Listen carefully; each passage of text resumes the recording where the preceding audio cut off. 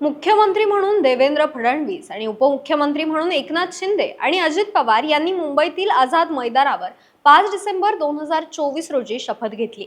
यांच्याबरोबरच मंत्रिमंडळाचा शपथविधी होणं देखील अपेक्षित होतं, परंतु खाते वाटपावरून चाललेली रस्सीखेच आणि कलंकित चेहऱ्यांना मंत्रिमंडळात स्थान नको अशी भाजपची भूमिका यामुळे मंत्रिमंडळ विस्तार रखडला।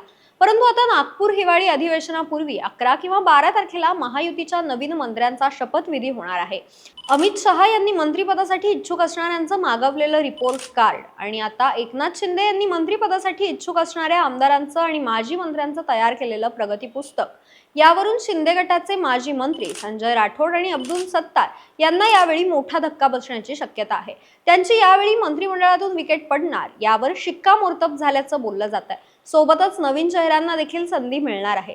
याबद्दलच घेतलेला हा सविस्तर आढावा। नमस्कार, मी यशस्वी मुळे। तुम्ही बघत आहात महाराष्ट्र भूमी। महायुतीला प्रचंड बहुमत मिळालं, आमदारांची संख्या वाढली, त्यात अनुभवी आमदार मोठ्या प्रमाणावर आहेत, तर नवीन आमदारही मोठ्या संख्येनं आहेत।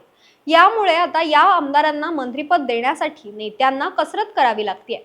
अनेक आमदारांनी आपला नंबर लागावा म्हणून मोठी लॉबिंग सुरू केली आहे। मात्र भाजपच्या केंद्रीय नेतृत्वाने मंत्रिपदासाठी इच्छुक असणाऱ्यांचं रिपोर्ट कार्ड पाहूनच मंत्रिपद देण्यात येईल असा निर्णय घेतल्याने आता माजी मंत्र्यांची चांगलीच गोष्टी झाल्याचं बघायला मिळतंय। सुरुवातीला शिंदे गटातील 4 माजी मंत्र्यांना नवीन सरकारमध्ये मंत्रिपद देण्यावरून भाजपचा आक्षेप होता। कलंकित मंत्र्यांना स्थान नको असा आक्रमक पवित्रा भाजपनं घेतल्यानंतर आता आमचे मंत्री पण तुम्हीच ठरवणार का असा सवाल शिंदे गटाकडून करण्यात आला।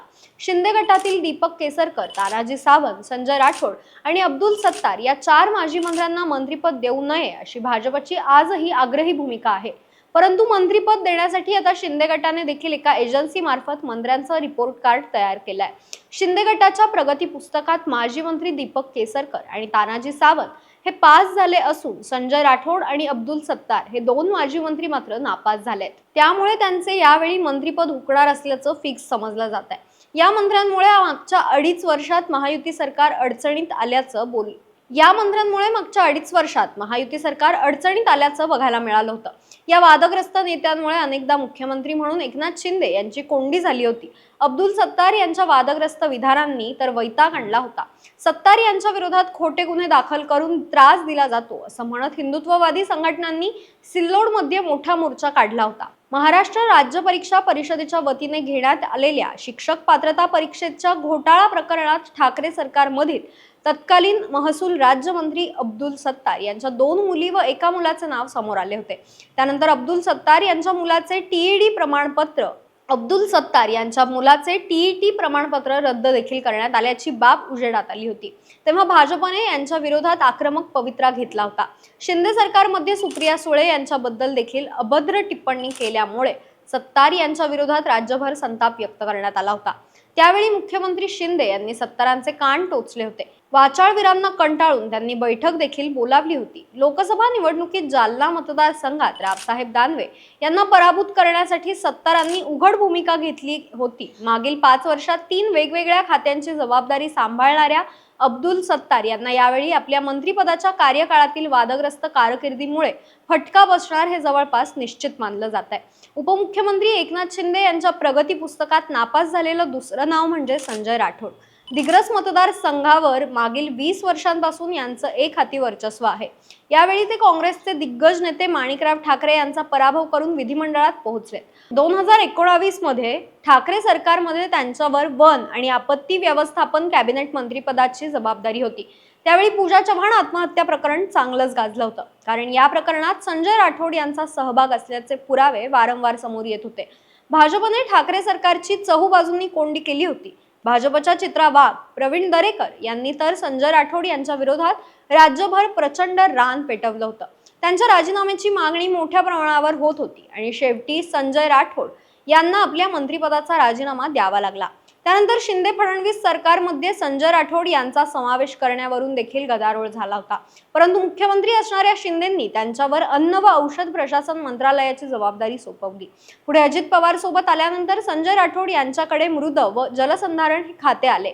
तेव्हा राठोड यांना मंत्रिपद देणे ही फडणवीसांची मजबुरी असल्याचं बोललं गेलं। परंतु आता भाजपकडे 135 जवळपास आमदार आहेत। मुख्यमंत्री ही स्वतः फडणवीस आहेत। त्यामुळे यावेळी संजय राठोड यांना मंत्रिपद देण्यासाठी भाजपचा देखील मोठा विरोध असल्याचं बघायला मिळतंय। तर दुसरीकडे संजय राठोड यांचं मंत्रिपद नाकारल्यास बंजारा समाज रस्त्यावर उतरेल असा इशाराही मिळतोय। संजय राठोड यांना डावलणं महायुतीला नक्कीच महागात पडू शकतं, कारण बंजारा समाज आजही संजय राठोड यांच्या पाठीशी भक्कमपणे उभा आहे। भाजप आणि शिंदे यांच्या रिपोर्ट कार्ड मध्ये जरी संजय राठोड नापास झाले असले तरीही ऐनवेळी त्यांना प्रादेशिक आणि सामाजिक घटकांचा विचार करून मंत्रिपद दिल्या जाईल का हे पाहणं महत्त्वाचं ठरणार आहे। मंत्रिपदाबाबत संजय राठोड काय म्हणाले ते बघूया। आता परत मला जर संधी मिळाली तर जे काही खाते मिळेल त्या खात्याच्या माध्यमातून चांगलं काम करून दाखवण्याचा प्रयत्न असेल।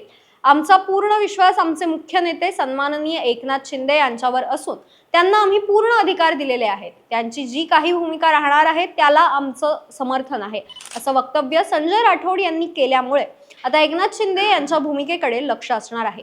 महायुतीच्या नवीन सरकारमध्ये यंदा सरसकट जुन्या मंत्र्यांना डच्चू मिळणार नसून काही मंत्र्यांचा मात्र नक्कीच पत्ता कट होणार आहे।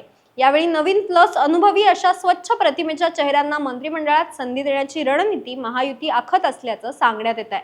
परंतु राठोड समर्थकांकडून आज मंत्रिपदी वर्णी